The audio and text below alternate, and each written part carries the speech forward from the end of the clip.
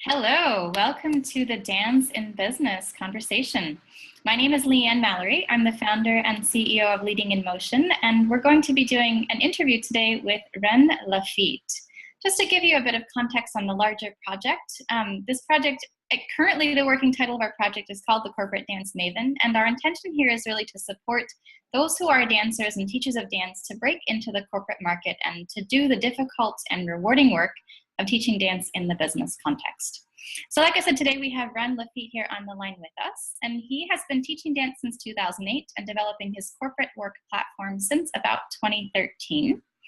Wren, in his work, uses simple techniques from partner dance to help people be more present, connected, and mindful in their work. And he's also given a TED Talk entitled Pioneering the New Renaissance Through Movement. Welcome, Wren. Thanks. Thank you, Leanne. Great to be here with you. It's great to see you. I said a few things about you, but we'd love to hear you say a bit more about yourself. Anything you'd like us to know about your work and what you're up to in the world? Yes, absolutely. So the key thing to know about what we're doing with our modality of co-crea and how we're bringing it into the corporate realm, it started actually back in high school for me in developing a way to move within a partnered context to different kinds of music. And at the same time that I was discovering swing dancing and playing with that to different styles of music, I was also discovering meditation. So there's been this kind of concurrent journey for me with presence and mindfulness and movement from a very early age. And so what co-crea is really working with is that synthesis of presence, mindfulness, and this structured movement that also leaves room for creativity with all different kinds of music. So it's been this incredible convergence of parallel paths throughout my career. And that's really where it works so well coming into a corporate setting, as the mindfulness movement just continues to build momentum within consciousness and within culture. We see this amazing opportunity to create these different syntheses of modalities and of practices. So that's the real crux of what I want people to understand about this work is it's a mindfulness practice as much as it is an embodiment practice, and really looking at how those two things are pretty much the same in my practice and my understanding, my emergent understanding of it. Yeah. Beautiful. Thank you. Yeah. And in that, I'm actually really curious. How would you describe then what are the benefits that folks get from doing the work? And let's say particularly in the business context.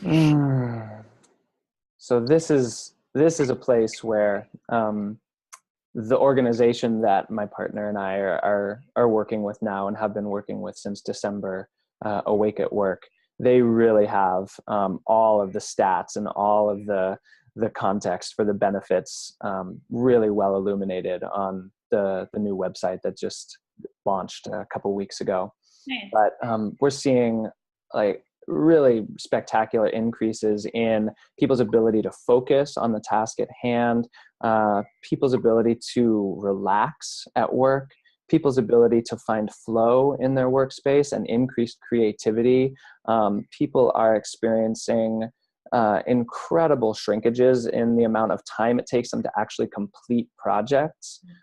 People are noticing and experiencing noticeable amounts of increased connectivity in their relationships, not only at work, but in their daily lives. That's the mindfulness portion. That's the 9-week program that Awake at Work has been developing. And as we come in and start to bring more of the embodied practices and the embodied dance practices into this work, I expect that we'll see even more increases in the connectivity piece, the emotional intelligence piece, the soft skills piece, the overall ability to sense what's happening in the body as we're interacting with stressful situations, because that really the concept of the biofeedback loop that the connectivity in the dance starts to create between people it just increases, it sends that sensitivity of what's happening in the body through the roof in a really good way. You know, we start to be able to manage our triggers in those challenging emotional situations because we're able to understand what the feeling is and where it's coming from on a somatic level. So that's what I would say about that. Thank you. Yeah. One of the things that I get asked a lot, and this is really part of, I think, our intention with this project, is how did you get started? So I understand from what you said earlier that you've been developing this work since 2013, that your first, you know, real corporate gig or contract, if you will, has happened much more recently. And I know that you've come through Awake at Work as kind of a collaborative partnership. Tell us kind of how you got, if you will, in the door and how that collaboration came to be. Oh, it's such a great story. And it's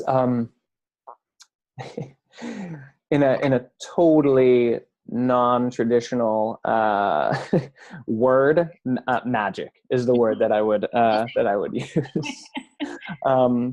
I became interested in using dance in a corporate context, kind of as a meditation, and just asking the question, where can I be of the greatest service with this work? And that's been, since 2011, has been my inquiry.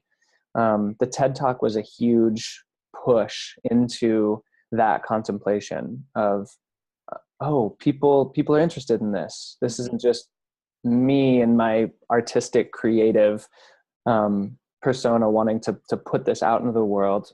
This is something that people are interested in. And so after the TED Talk, the being in that kind of that milieu of other professionals coming in, and one person, Eric Plantenberg from Freedom Personal Development, who is based out in Bend, he was giving his TED Talk at the time, and I saw what he was doing with his abundant living retreats, inviting people in the business world in to come into really deep presence and really getting people to do things that is seriously out of their comfort zone. And so in 2013, it first came to me, it's like, well, what if we were dancing in the business world? What if we were bringing this to these places where there is so much stress, where there is so much competition and contention and hierarchy and the need to, you know, succeed over, and what the dance does is put people into a place of cooperation in order to succeed. The dance just absolutely will not tolerate any kind of competition. And so, long story short, I got in touch with my one of my associates who works in film down in California, and asked him, you know, who's doing this kind of mindfulness work in corporations where, you know, after many iterations of being like, yes, going into corporations, oh, this isn't going to work, we don't know the people, wait, but no, we can totally figure it out, and the timing is wrong. Like, I finally was just like in my fourth trial of like, okay, how can I make this happen? He told me to get in touch with Annika Komen, who had been working for Intel and developed this program called Awake at Intel. And I got really excited, and I sent her an email, and I never heard back. And then it just so happened that I knew that my friends at Wonderland here in Portland, which is a contemplative arts and tea kind of community house, I knew that they had some contacts at Intel. And so I asked them, hey, maybe you can set me up with your contacts at Intel. They said, yeah, sure. And so nothing happened.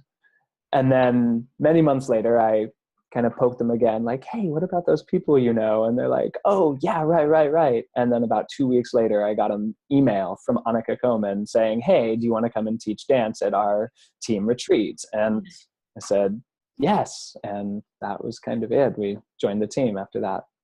You are highlighting one of the things that I've also seen so much as I do this work, which is that the first email, the second email, sometimes the third email or phone call, it's like, one of the things that one of my mentors says is, it's not personal. It's not that they don't want to talk to you. They're in the corporate world. They're busy. They've got a lot on their plates, and they don't even have a clue who you are. So that willingness to be persistent, to come back in, to ask again, and to keep believing in yourself and not take that as, oh, therefore then my idea is not a good one, or this work isn't actually wanted or needed. And just Absolutely. coming back and making that same request again. Yeah, patience, persistence, and compassion with self too. Compassion with self to say, it's okay, I'm not worthless. They don't think I'm full of it. They're just in their life doing their thing. What's really funny is Annika and I actually sat in the same room together at the beginning of 2012. And when she contacted me, she told me, she's like, I remember you sitting in this room at Wonderland. I did not remember her. So that's funny. So you made an impression then. Clearly. And continue to do so, it sounds like. Wren, tell me a little bit about what's unique about partner dance in particular when it comes to doing work in business. Like, what's the secret sauce, if you will, that inviting people to partner through their bodies is giving these folks that they're not getting anywhere else? Wow. I could talk for a very long time about that.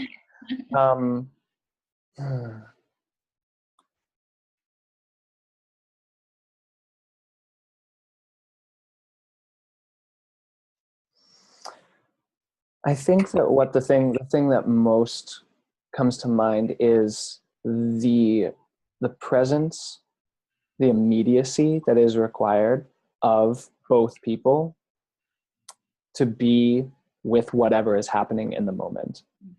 The way that we teach, there's no set steps. Excuse me.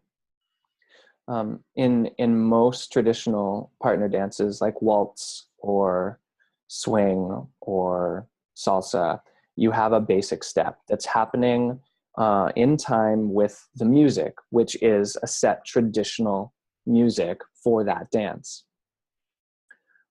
Therefore, you kind of know what to expect. There's a certain set of movements that are the vocabulary that are laid on top of that foundation.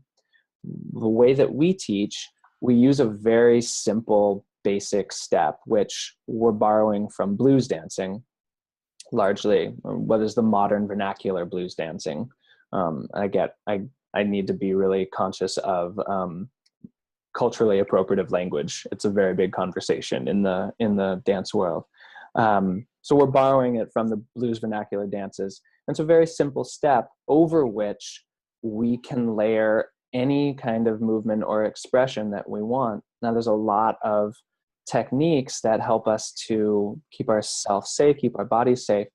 But what is the most important thing is listening and responding in the moment to our partner, to the music, and to what's happening in our own bodies. So how that translates into a business context, you come into a boardroom, you come into a meeting, you come in, you sit down at your desk. What's the first thing you do? Is it you open your mouth and talk without paying attention to what else is happening in the room? Do you just launch into a presentation without like taking a scan of the general feeling of the room? Do you start just like launching into your emails, open your computer and go before like listening to your own body and like, okay, what's really alive for me right now? What do I feel like I would be most effective interfacing with, in the case of our computer, like my partner here? My computer is my partner. It's like, okay, how am I? It's like there's not a lot that you receive back from a computer, but you can still check in with yourself and listen. How do I want to be interacting in this situation? And so when we're training with partner dance, there's a lot going on all the time, and we need to be listening and responding at the same time. We're not verbalizing anything. It's all happening in the body. So when we're in conversation with a person, we need to learn how to slow that down and translate that listening and responding into that verbal context in which we're not talking as we're listening, and we're not formulating thoughts as we're listening to another person, but we're just doing one or the other. So it provides a somatic release, actually, for like all of that energy. It creates endorphins, it creates oxytocin, right? And it creates all those happy chemicals like dopamine and serotonin that are going to bring our mood into a really calm and relaxed state. And then from there, we can actually start to listen in a little bit deeper without all of that cortisol and stress chemicals running in our body. Totally. Well, those are at least two, maybe more than that. I'm losing count, but at least two things. The listening just blows my mind, having worked with corporate leaders for a long time. The capacity to not just do, but to do the right thing that's really required in the moment by the situation, because I'm present enough to be paying attention, is huge and would solve a lot of problems, I think, that we're facing in the world. So thank you for doing this work. Yes. And thank you for doing the hard work to justify it. In other words, you said a lot, and I think maybe many of the folks who will be listening, if they're folks who are like us, who teach dance, who do this work, will get it. How do you maybe give me a sentence or two? Like, what are some of the really simple things you say to business leaders that are like the nuggets or the relevancy building phrases that you kind of use again and again that you find like really land with people when you say, this is what you're getting, or this is why we're doing this, that you say in what you're teaching?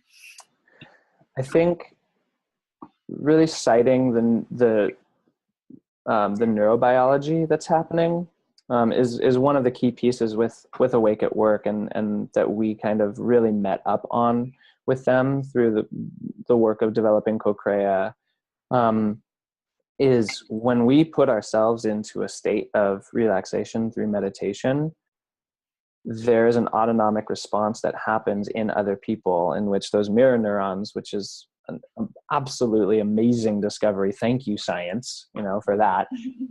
We activate that same state in other people. So if people are in that crazy stress state, if we can just drop in and be like, okay, I'm going to be here, it actually has an effect on other people that is noticeable when we hook people's brains up to scanners. And so I think that is one piece that is really important to convey to to businesses and to leaders who are curious about this work but maybe have their doubts. The other piece is the relational piece.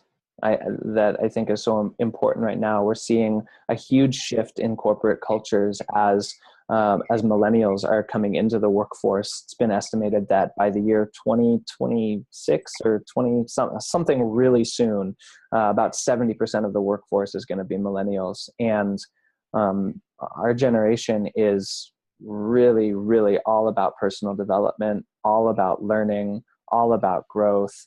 And the fastest way to do that is through our relationships.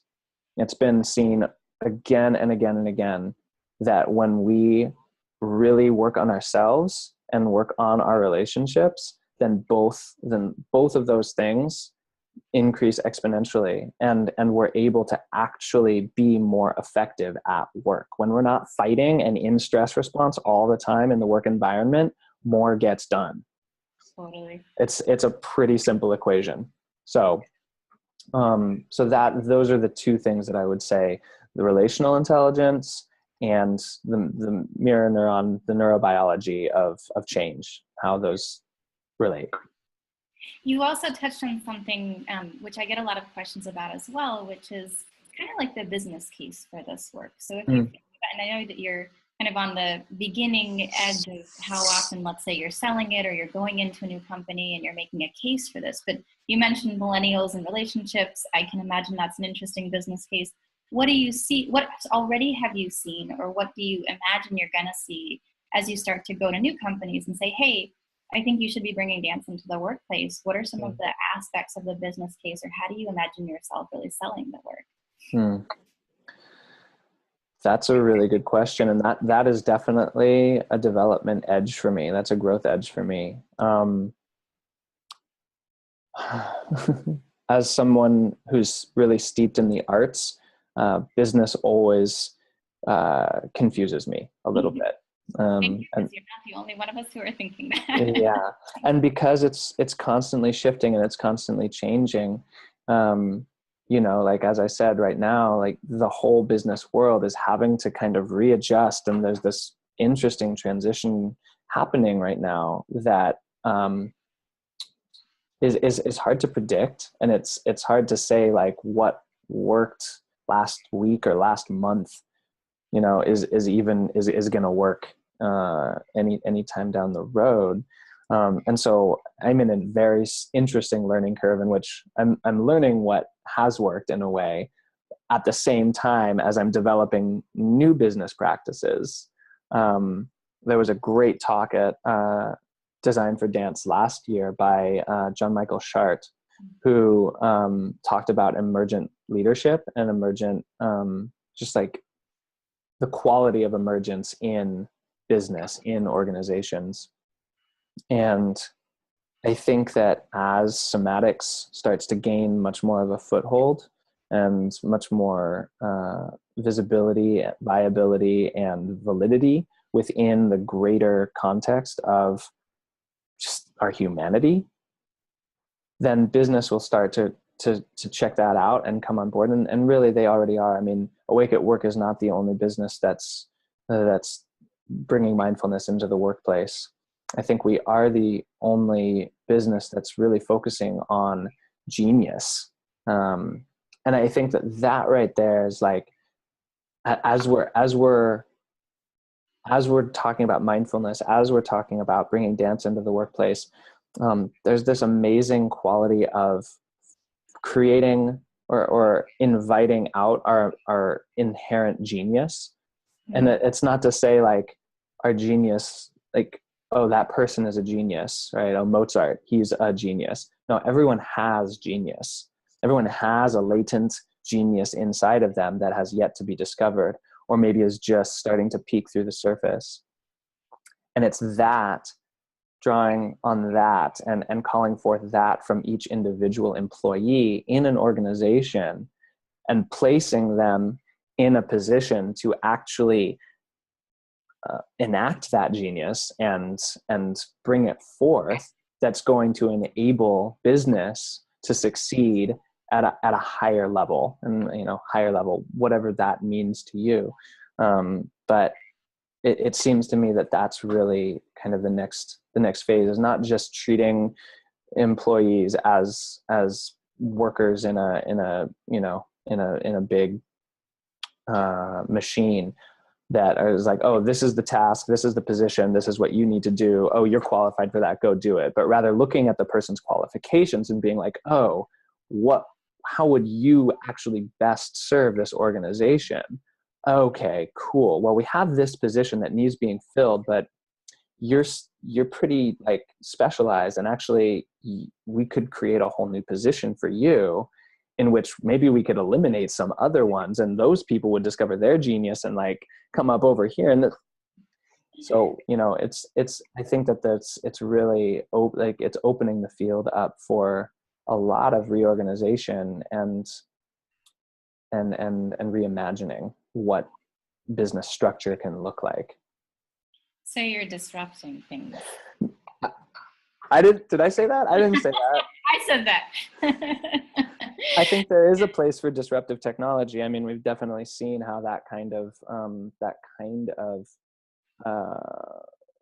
innovation has actually improved things. At first, it's really uncomfortable. We're not used to change. We don't like change. We're humans. We like our creature comforts. I've got my, you know, it's all this goes over here. And, but when we really see what that kind of disruptive technology or disruptive innovation can produce and create in culture and in society, eventually people jump on board with it. You know, look at the iPhone, look at the smartphone. Totally. I resisted that for years.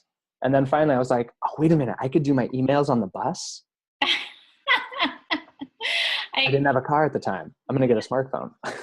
It's funny because I'm not an early adopter when it comes to tech, but I certainly am when it comes to these kinds of technologies, right? And disruption is kind of an interesting and edgy word. What actually struck me in what you said, and I was being a little provocative, but I also think about my work as unlocking things in people, right? And so when we move in these different ways, or we are out, the parts of ourselves that don't get used as much in the business world start to come out, then we get to see, wow, this is actually who this person really is. And maybe I was making use of that, or maybe they didn't know that was what they really had to bring to bear on the questions that we're facing in the workplace. So I totally agree with you that creating the context or the possibility for more of that does change things in business, and maybe it's also disruptive, and maybe there's a fear there, or maybe that's a good thing.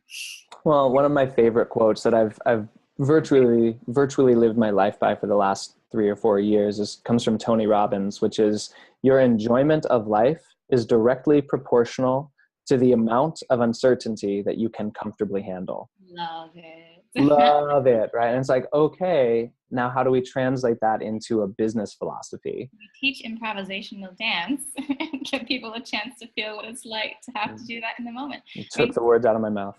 Whoa. This is why I like you, Wren. I have a couple of concrete questions, and I wonder if you'd be willing to do this. So we get into here, and it's exciting, and it's intellectual, and it's, it's mind blowing, and then people are like, but okay, what does it look like? So you've got an hour. If you're open to it, would you give us just like a couple examples of what you might actually do with people, and keep it short, kind of high level, but what do you do with people if you have them for an hour in a business context? Speaking to those of us who teach dance, give us a couple of examples of what an activity might look like even. So one activity that we routinely run as just a basis, basically our work follows a 5-step process of connection. We connect to ourselves, we connect to the ground, we connect to the music or inspiration, and then we connect to another person. Nice. And then we connect to the whole or the organization. So it's about, once we've established a connection with another person, realizing that we're operating in a larger sphere, and there's all these other couples dancing around us that we have to be aware of, or we're just going to smash right into them all over the place. We have to learn how that synergistic field, and it's dynamic and shifting all the time. We have to learn how to navigate within that. So the first exercise that we might run is from my theater training within the Suzuki method, which is a Japanese form of martial theater training. And it's really simple. It's just about feeling the undersides of your feet or any body part heavy into the ground. And so we center ourselves in our low center, down just beneath our belly button, and just feel our feet on the ground. It's very simple and kind of like, just feel my feet on the ground. But if you think about it and you do it right now, you just feel your feet on the floor. What happens to your body when you just feel your feet on the floor? Relax. That. Exactly. So it's a very simple practice that we can bring into just about any moment in our lives. We're at the computer stressing out. Oh my God, I got deadlines. I'm just going to take a breath and I'm just going to feel my feet on the floor. Okay. What do I need to do? I'll look at my to-do list. That thing feels the most alive right now. If I can get that done today, I'll be good. Right? That's one practice that we bring in. And from there, we get people interacting in that way of encouraging people to assist in helping people feel their feet on the floor, and just giving people light pushes from side to side. I'm going to push you on your shoulders. Feel how grounded you are. Can you stay, rooted like a tree? Can you stay in that place? And maybe you sway, but you're not getting pushed off of your center. From there, we'll move into some movement practices to develop rhythm. So we're connecting to the earth and to the music in that way, where we're starting to move through the space. And we're also starting to connect on the relational level. As we pass people by, we're starting to make eye contact. We're starting to feel how making eye contact with different people makes us feel. And we're starting to navigate the whole system. We're starting to see the spaces and where we can actually go to create a more dynamic, fluid, and fun environment to work within. And from there, we move into connection. We'd start to explore the frame of the social partner dance context. And we also talk about consent. So that's another huge piece that's really important to bring into a workplace, so we're not having to battle these social mores that get us into trouble, like harassment and we talk about patriarchy. We talk a little bit about, we don't go so far into power and privilege, but it is challenging to talk about consent without addressing those things. And that can get a little edgy in a business context, but it's really important. And so we'll just talk about saying yes, saying no, how that feels to be said no to, and not to take things personally. And after we get through that, we move into framework, We move into the idea of tone, which is just feeling pressure in the body and how that is a signifier of change, and developing that deeper listening and responding. And then we start to move around the room together. We might experience turning through space with one another. And really that's about what we get to in an hour. So we start to play with these spaces where the improvisation and where the uncertainty might take place. And we learn how to respond in appropriate ways that aren't reactive and aren't unnatural. So doing things to our body that might not feel good. Thank you. That's really helpful. Yeah. And so you gave us a sense of what an hour might look like. In the context of your typical, at this point, engagement with a company, how many hours or how many of those sessions would you typically be doing with a particular group of people? So I will say that particular hour, we have actually not gotten a chance to do going into a business setting yet. We've done that with a number of retreats and groups that are made up of business people. And that's been met with great enthusiasm. We've had a lot of incredible experiences with that. So like conferences, retreats, open enrollment type environments in which people are coming in and not necessarily knowing entirely what they're going to get, but then we get to dance and it's like amazing. So my desire would be to be able to run stuff like this throughout an ongoing program engagement, so that we're working with pieces of these embodiment practices throughout a longer session of engagement or a series of engagements. So like in the Awake at Work 9-week session, there might be 1 or 2 of these embodiment pieces every session that happens once monthly for 9 months. So it might be for 9 weeks. Nine or once a week, once a month, 9-month program where there's more content than what you're doing, but you're the person who's coming in and doing the embodiment piece of each of those segments. Right. And I'll just clarify, the 9-week program is the flagship offering of Awake at Work. And so there's already a very well-established, incredibly crafted 9-week program in which there's an hour and a half each week, in which a series of dyads and mindfulness meditations takes place. And there's certain sessions within that 9-week program that deal with relational intelligence and embodiment practices that our work is going to fit really nicely into. And we're still in the process of integrating and developing that, and how that's gonna really enhance what's already existent. Yeah, I really love your example. And a lot of folks I talk to are like, how do I do this? And they kind of envision themselves going in and offering their own workshop. And the benefit of the possible collaboration with an intact program is that you just get to come in and do the piece that you love, right?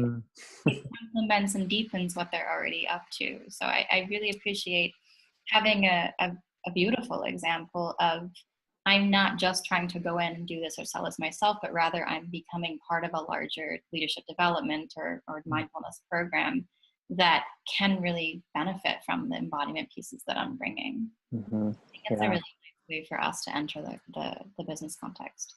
Absolutely, because it's a little bit goes such a long way, especially with people who might not be used to working with their bodies in this way, might not even be comfortable with working with their bodies in this way. Just little homeopathic drops, I think, go a really, really long ways into helping people start to open up and get access to their body, because there's a lot of layering that happens in our lives. There's a lot of trauma, and we have to be really sensitive to that. You don't want to just throw people into, now dance with this other person, for 3 hours. Like, well, dance with this other person. Like, dance with a person? I have a problem even like interacting with that person over there. I don't even like that person. I don't even like that person. They blew me off for a coffee meeting, like. And by the way, I have to see them tomorrow, so if I dance with them today, that could be awkward. Right, and it could also be incredibly nurturing and like provide that opportunity to actually have a dialogue with that person and clear it and be like, oh wow, okay, cool. Now we can be humans again.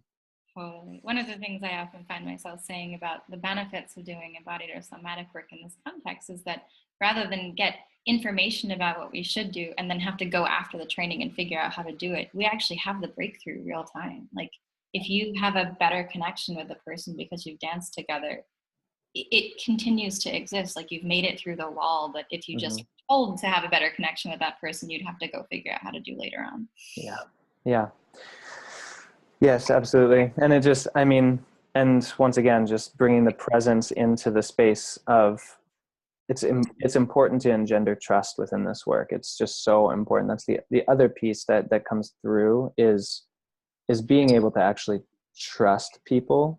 And trust isn't given, it's earned. And this is an opportunity to really earn that trust, to learn how to move with impeccability with another person without trespassing boundaries.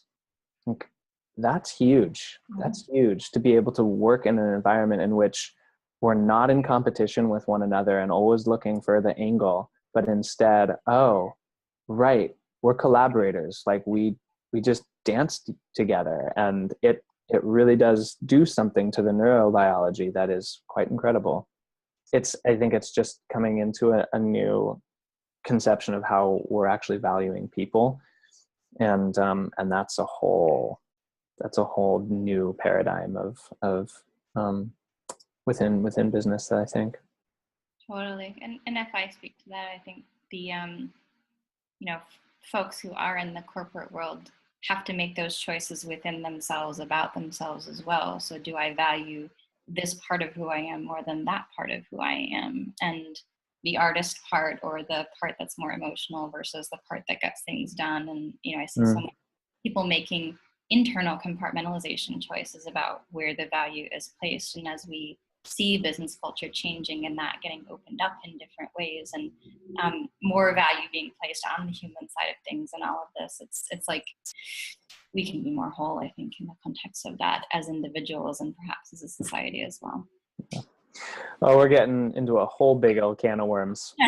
We'll pause there. I think it's a good place to move towards wrapping up. And thank you so much for your time. I'd love to hear just like a, in summary, or perhaps like if you could say one thing or offer one piece of advice to folks who really want to do this work, what would you say? Be in the curiosity with the body, be in the fascination of the body, because these are really miraculous instruments that we have. We really are quite incredible as machines, as animals, as just life. And the more that we can, I've found that the more that I'm in curiosity and wonder with my body, even the places where it hurts and there's pain, and going, oh, why does that hurt? I do not remember doing anything to that it should be hurting right now, and then like maybe put a hand there and be like, oh, lower back, you're really crunchy today. Fascinating. Like, I'm just going to move that around a little bit, and start to really be curious, because the more in touch and in tune with our own bodies we are, the easier it gets to be curious in a platonic and strictly kind of forensic way about another person's body when we come into contact with it. So it doesn't have this charge of sexuality, it's even edgy saying that word in this context, right? It doesn't have that charge there, though. It's just like, oh, another body, another machine. Interesting. It's built pretty much the same as mine, with all kinds of quirks and idiosyncrasies that I don't know about. What happens if they move together? So curiosity really feels like the theme there. Be in that space. Dance to music you don't understand, and be fascinated by things you don't understand about your body, and literally get in touch with them. Awesome. Thank you so much. I'm so excited that we had a chance to do this. Yeah. Let me just say a couple words for our audience. If you want to continue to follow us, we're going to be doing a few more interviews. We're hopefully going to be running a course on teaching dance in business. You can soon track us down at the Corporate Dance Maven on Facebook, and also corporatedancemaven.com. And Wren, tell us where we can find more about your work specifically. So right now, dancecocrea.com. That's DANCECOCREA.com is for the the dance work specifically. If you'd like to learn more about mindfulness and how how we're integrating with that work in the workplace, check out awakeatworkinstitute.com. Beautiful, thank you. And you can find more about my work, Leanne Mallory, Leading in Motion, and it's leadinginmotion.com. We'll talk to you all soon.